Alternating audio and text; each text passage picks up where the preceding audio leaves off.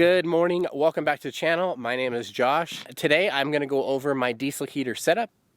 Some of the options that I have as far as mods go that I learned from a couple other YouTubers, which is going to be Oxfoot and Johnny Tacos Outdoors. I'll leave their links in the video's description, as well as this product. So if that's something that you're looking for, if you're trying to get more information, maybe some mods that are going to help last it long, then you've come to the right video. First and foremost, obviously this is the Vevor diesel heater. Right on this 90 right here, this is actually an optional upgrade. This is one of the things I chose to go with from Johnny Tacos Outdoors. And another mod right here from Oxfoot. These are optional clips. They don't come with it. These you just like twist and unlock and it makes it so much easier. Now on the control panel right here, on the back of it, I actually put 3M tape because these things are known to fall off. They come off all the time. So I just stuck a piece of 3M tape on the back and on the front. And that way that thing's not going to come off super easy anymore. This was purchased off of Amazon. I think this is a 16-footer and it ran around about $15. Now coming to the back of this, if you watched Oxfoot's YouTube video, he'll talk about that there's two ports on the back where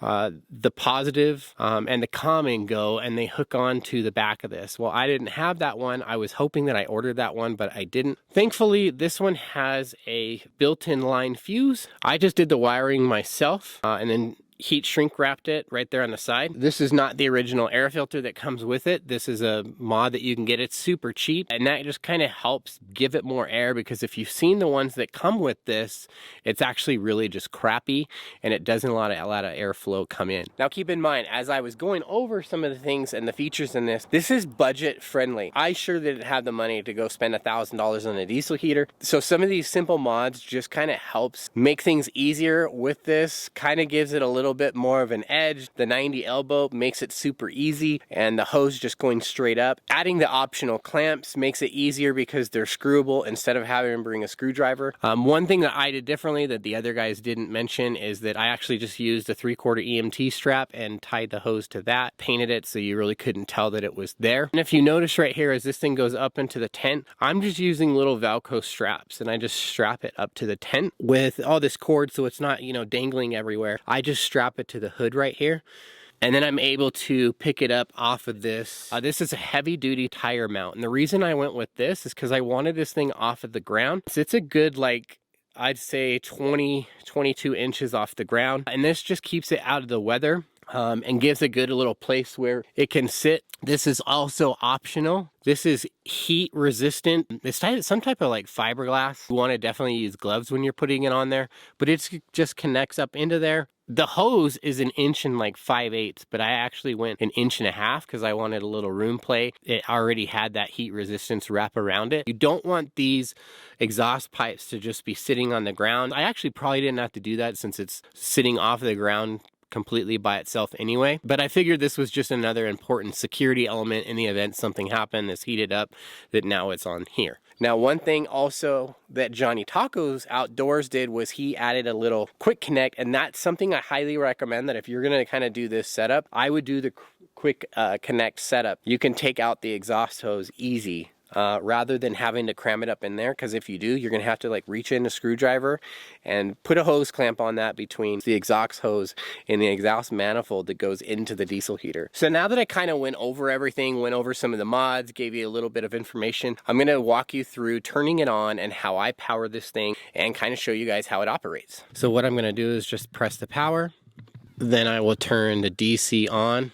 That'll send the power to that thing. So now that that's turned on, I will just turn on this. Connecting, please wait, stand by. Last night I noticed that I had this thing turned up pretty high. I want to say it was at like 4. That's kind of how you do the measurement, is between right here as far as how hot you want. I ran mine at 2.3 last night, and that was sufficient enough to give this thing plenty of heat inside the tent. It usually goes through about a 3 to 4 minute cycle as it's turning on. Once you start hearing the fuel start clicking, then you know that that thing is starting to engage and starting to turn on.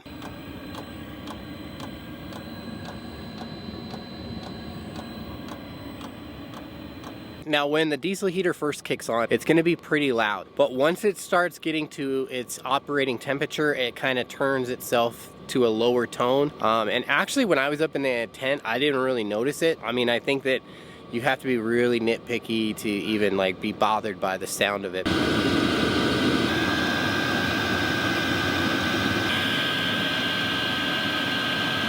I'm gonna reach up here, grab the hose, and show you guys how it's coming out of there. The next mod that I use, I bought a 3-inch inlet hose cover for that. So inside of the tent, you know, in case that something got in there, and that was about like $12. And again, everything that I'm talking about on this video will be in the links video's description. Now, I don't know if you're gonna be able to hear this, but yeah, definitely there's heat coming out of this thing. This thing is pretty freaking awesome.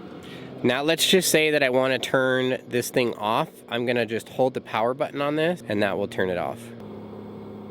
There, it went to off. Now this thing's going to cool itself down and turn off. Now again, this thing is usually up in the tent, so it makes it a lot easier, but if I was to turn it off, all I'm gonna do is press the power on that and turn the DC off, and then this whole unit will turn itself off. It runs at about, like, when it's in first startup mode, it fluctuates between like 13 and 50. But once it starts dropping and it starts getting its operating temperature, it will stay consistently between 7 and 13 watts, which is super low power when pulling from a solar generator. Now that 500 watt solar generator could probably run this thing with a full battery well over a full night and into the next day, draining the battery. But if you were just to use this thing weekender, what it's meant to be, turning before you go in the tent, turn on the heater, that thing will easily last you a complete weekend. They say that the gas tank that's on there should last about 12 hours, and I could totally see that because I haven't even ran through a quarter of the tank and I used it about 2 hours. So that is my diesel heater setup. If you're using this type of diesel heater,